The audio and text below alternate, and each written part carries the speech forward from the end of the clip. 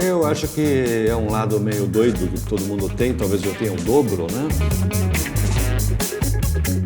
Quando você é jovem, a velocidade te seduz. Quanto mais você tem, mais você quer. Vamos ser sinceros, não é lógico, né? É irracional. Sou obrigado a dizer que é um orgulho para mim, para o meu pai, provavelmente para a família inteira, a história do carro.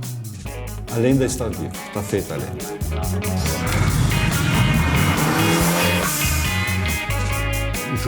Jovem impetuoso. Eu dizia que a vida começava a 240 km por hora.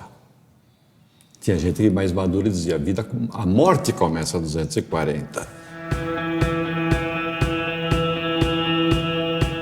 Eu acredito que muitas pessoas me acham maluco até hoje, um pouco professor pardal, um pouco doido. Agora, sempre ao fazer um carro desse tipo, com uma porta dessas, com um motor de fórmula, inventar de fazer uma fábrica, sempre fui olhado nessa fase aqui como excêntrico.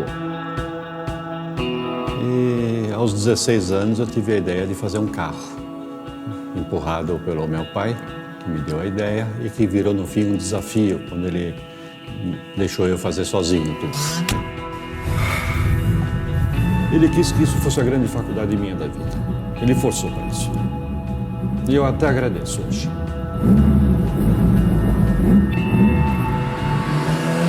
E aí fui fazendo, tinha uma furadeira que era do meu pai, hobby, e eu tinha comprado uma tico-tico. Comprei um serrote e vamos lá, haja bolha na época na mão aqui de garoto fazer.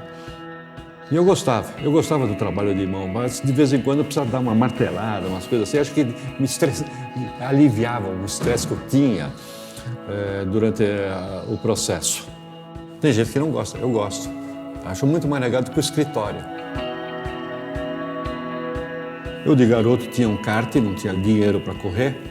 Acabei vendendo esse kart e com dinheiro eu comprei umas madeiras, depois de ter feito o desenho em 73 para 74, e em 74 fiz o molde do primeiro carro. Um pouco desaforento, né? Para mim, a palavra não, quando alguém diz, não dá para fazer, está pedindo para eu fazer. É adolescente é do contra um pouco, né? Peguei um amigo meu, fomos no gasômetro comprar madeira compensada. E esse carro foi feito direto um molde, para simplificar para os custos. Esse carro surgiu pelo sonho de um garoto que ele fez tudo. E fez com muito menos dinheiro do que todos os outros fizeram. Ele foi o artesão, o projetista, o executor.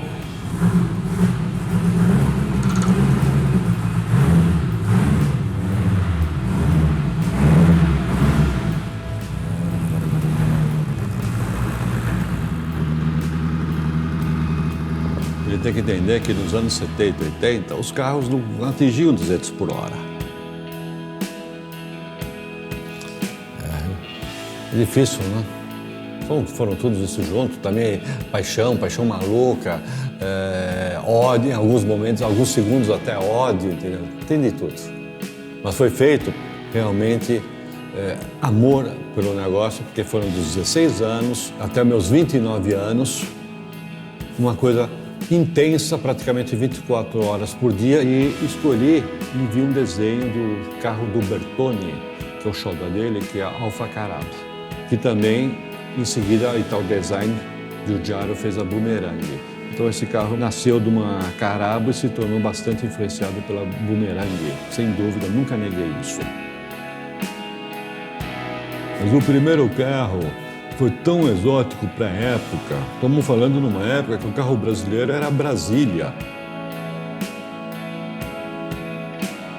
Tudo isso naquela época com o motor Cosworth Bryan-Hart, porque era um motor de fórmula, não tinha como andar. Seria o carro que mais andava na rua em São Paulo, provavelmente. Mas também o que mais andava rebocado. Se eu tivesse que salvar de um incêndio, de uma inundação, eu tentaria salvar os 3 filhos, mas o primeiro filho que eu ia salvar é o vermelho. Aqui foi a minha adolescência, o meu início de juventude, o início de tudo. Até então não tinha ideia de ter uma fábrica de carro. Até então era a ideia de construir somente o meu carro. Sem querer está virando um mito. Nunca foi a intenção de virar um mito, um Mário, projetista, construtor, nada. O mito era fazer um mito aqui, o carro. Tá? Os dois acabaram se confundindo, talvez pelo sobrenome, e localmente, um pouco internacionalmente, até a gente vê isso. Aqui eu tenho uma reciprocidade de coração. Quem sou eu? Quem somos nós aqui? É uma coisa pequenininha, entendeu? Em 84 já tínhamos 2 carros produzidos para o Salão de Automóvel. O primeiro foi um preto e um prata. Levamos para o Salão de Automóvel os carros para mostrar, estamos chegando. Salão de Automóvel de 86, tive um espaço para 3 carros. Eu tive a ideia de fazer o carro por de pé, como fosse uma plataforma de um lançamento de um foguete, e vendas abertas. O presidente da Volkswagen falou: o pessoal da Volkswagen de baixo corta o carro no meio, põe carro espelho, e esse filho da mãe do pequeno fabricante põe o carro de lançamento, vocês nunca tiveram ideia, nem você nem os outros. E meu pai tem uma doutrina militar, ele é oficial, nunca foi contra. Também não foi um grande incentivador, deixa o garoto aprender. Você quer aprender a nadar? Então entra no rio e vai nadar. Você está no oceano, você está a 30 quilômetros da praia, é um náufrago, você vai ter que nadar. Nadar e é capaz que na hora de chegar na praia você vai morrer. Altos e baixos, que é muito alto e baixo. Então um dia você está lá em cima, outro dia está lá no chão.